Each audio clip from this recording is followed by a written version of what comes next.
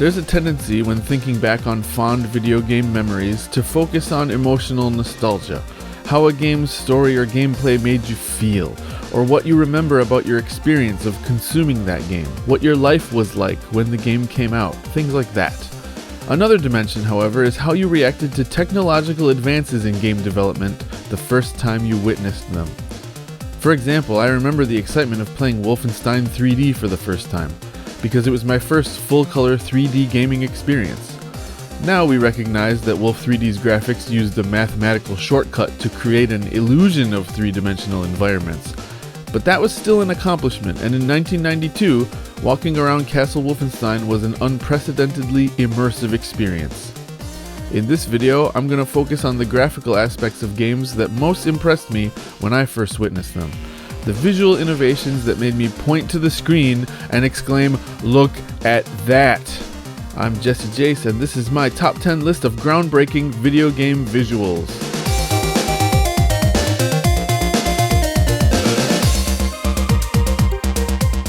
Number 10. Multitudinous particulates. Particle effects have been around in some form for decades, and can be traced all the way back to the arcade golden age, in games like Defender and Asteroids, where explosions are formed from modest particle bursts. But more recent hardware boasts the ability to really take that concept and push it to the point where you look at it and say, okay, calm down. For me, the 2013 reboot of Killer Instinct was an Xbox One killer app, if you'll pardon the expression. I wanted to own that console for this game alone. A badass resurrection of the fighting game that famously failed to be a Nintendo 64 killer app. KI 2013's appeal to me is overwhelmingly in its presentation, from its tough-as-nails soundtrack to its bombastic visuals, which demand attention. One of the most identifiable visual tricks going on in the game is the use of outlandish amounts of particles that explode out and bounce around with every hit. It's like watching the Blue Man Group play drums with paint on them, except your character's face is the drum. Supreme victory! Another 2013 title, Housemarque's Resogun, also made good use of excessive particle effects, especially at the end of a level, when the entire stage would spin around while exploding with pyrotechnic confetti. Truly a sight to behold, and a fine reward for saving the last humans. Number 9. Vehicle damage modeling.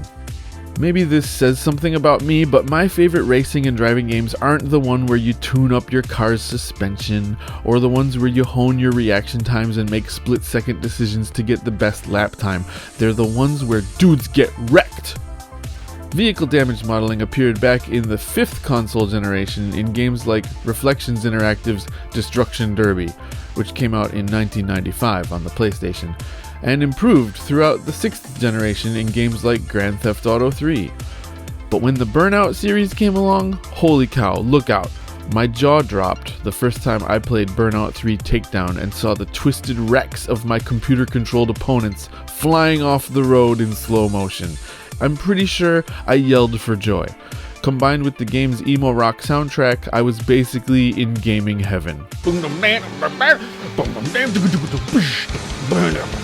Of course, for the very best wreckage that driving games have to offer, you have to stick to titles without licensed vehicles. Ford wants you to see its products in a game, but it doesn't want you to see those products get their doors ripped off. But I do. Number 8. Destructible Environments. Continuing on a destructive theme, let's talk about another kind of damage modeling. The PlayStation 2, which remains to this day the only console I've bought on launch day, and the console I've purchased the most times, was a quantum leap over its predecessor. Early in the 6th console generation, I remember seeing magazine articles about an upcoming game called Red Faction, in which the player could use explosives to blow holes in walls, ceilings, and floors. I got so excited for the game that it couldn't have possibly lived up to my expectations when it came out, but a game that allowed for such remodeling of in-game environments was an accomplishment that couldn't be ignored. In the ensuing years, other games would garner fame for their attention to environmental destruction, like Midway's Stranglehold in 2007, DICE's Battlefield Bad Company in 2008, and Avalanche's Just Cause series. All these games blow up real good. And all these games recognize the fact that while shooting enemies might be the main objective, Sometimes the real catharsis comes from leaving the whole place in ruins. Number 7. Pre-rendered sprites. Near the end of the 4th console generation, a British developer called Rare took an approach to character graphics that was simultaneously a shortcut and a serious test of their computing capacity. Not wanting the task of hand animating hundreds of frames of high-quality character art, they made 3D models and rendered each frame to a 2D image, which took hours and hours per character with the processing power available to them at the time. Rare's computers were pushed to the limit by all the rendering, which routinely continued overnight, and cooling their overworked hardware became a challenge of its own. But the results speak for themselves. Donkey Kong Country is one of the best-looking SNES games around, thanks to Rare's endeavors, which is enough for me to forgive how unreasonably difficult the game is. Goddamn minecarts. Rare used the same technique in the development of Killer Instinct. This time I'm talking about the 1994 original. When we saw this game in the arcade, the combination of pre-rendered sprites, scaling effects, and FMV backgrounds made it difficult to figure out how the graphics worked. That uncertainty, that feeling of how did they do that, is what you want your audience to feel. The moment people can look at something and say, oh, I see what they did there, the magic is gone. Number 6. Customized Characters. When I was a kid, I was only just interested enough in pro wrestling to tolerate watching WWF Saturday Night's Main Event at my best friend's house. Who do you think you are? He was a full-on mark, and even back then I felt like I shouldn't spoil it for him by pointing out the WWF's more fantastical aspects. But 10 years later, at the end of the PlayStation 1's life cycle, some pretty good pro wrestling games started to come out, like WWF Attitude in 1999 and WWF SmackDown in 2000.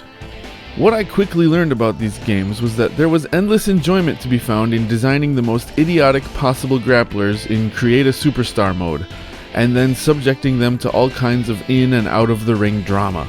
And I wasn't the only one apparently, because character creation has remained a priority in WWE games to this day.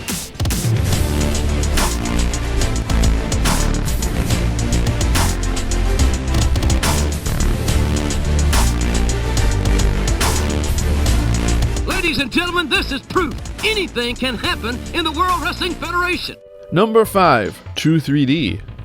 Even before id Software was using ray casting to fool players into feeling like they were really there were arcade games using actual polygonal graphics.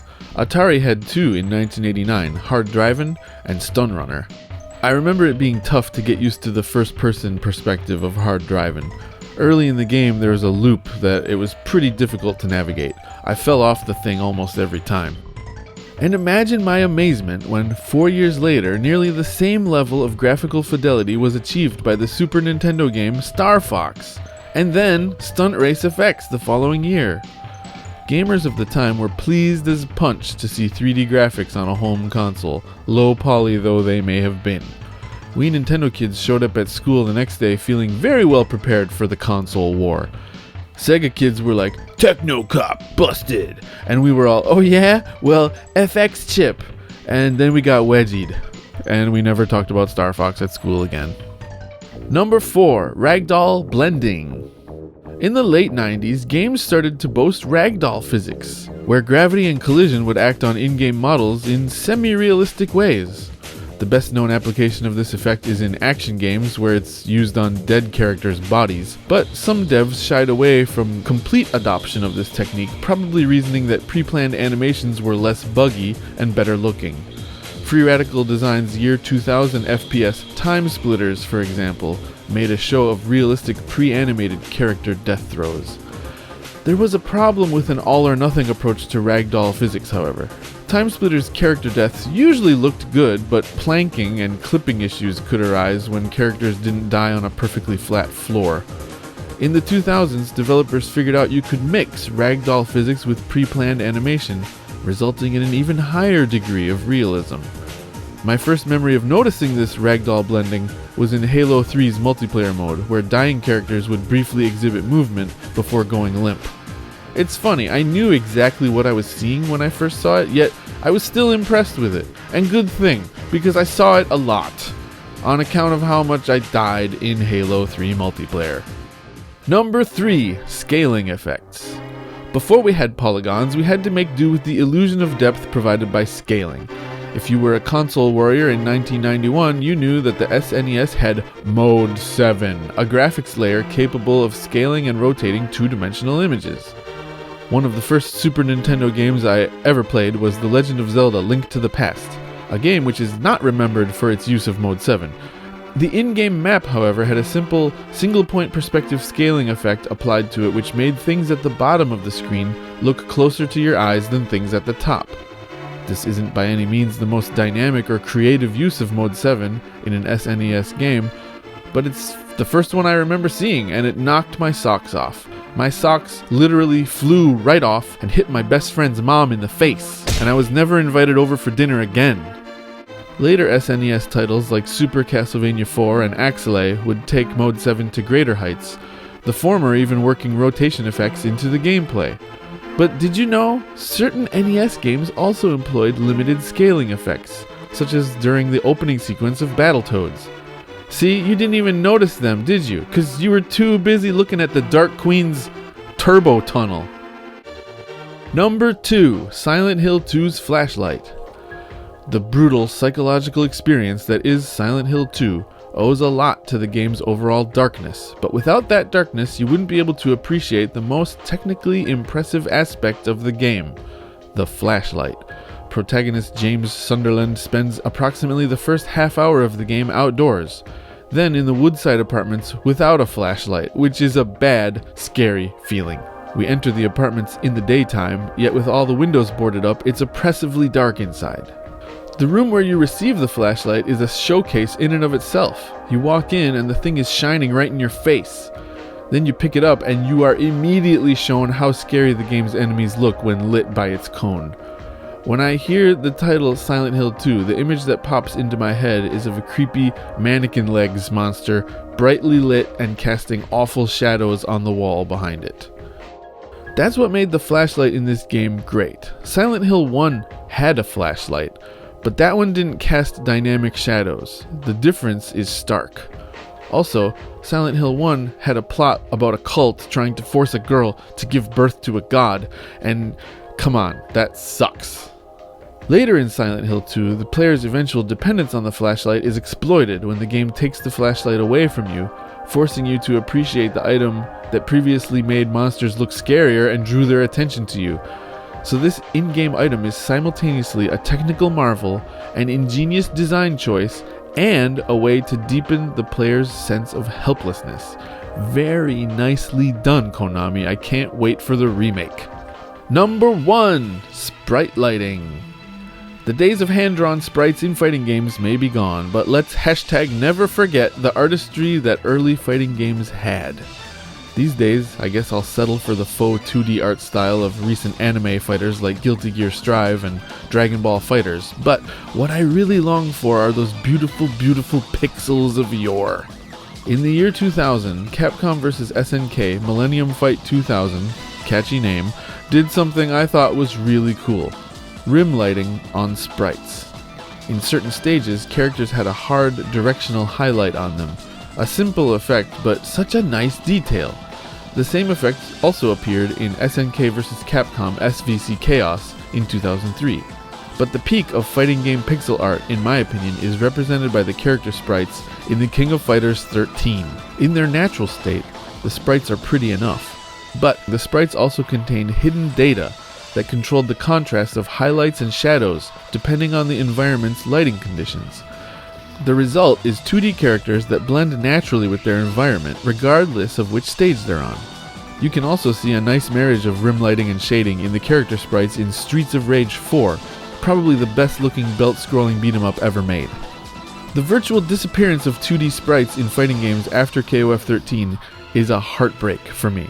It was as if visual innovations in 2D fighting games had elevated to a critical point and then not only stopped evolving but just disappeared completely, replaced henceforth by 3D models. Now facing the choice between committing immense human resources to the cause of pixel artistry and just doing everything in 3D, Developers will never so much as look back down the road in the direction of the time and place where their products were most beautiful. The jump in graphical capability from one generation to the next was massive in the days of the NES, the Mega Drive, and the PlayStation. But nowadays we have to squint and look for things like ray tracing and frame rates just to know what's got better since our last console. In the future, I hope to do another video like this one about our audio innovations in games, so stay tuned and keep watching Jesse Jace TV for that. In the meantime, I'd appreciate a like, a subscribe, and for you to check out other videos on my channel. I'm Jesse Jace. Thank you for watching.